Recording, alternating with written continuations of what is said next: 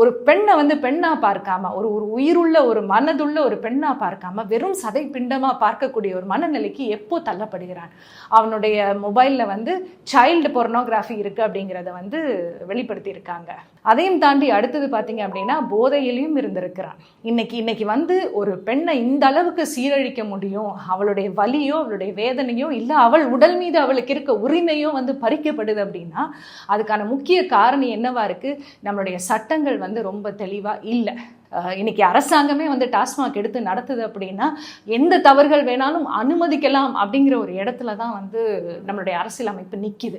அதே மாதிரி ஒரு சமூக சிந்தனையை காக்க வேண்டிய அரசாங்கம் வந்து மெயின் ஸ்ட்ரீம் மீடியாலையும் சரி மற்ற மீடியாலையும் வந்து தான் என்ன விரும்புதோ அதை மட்டும் வெளிப்படுத்துறதுக்கூடிய ஒரு சட்டத்திட்டங்களை உருவாக்கி வச்சிருக்கு.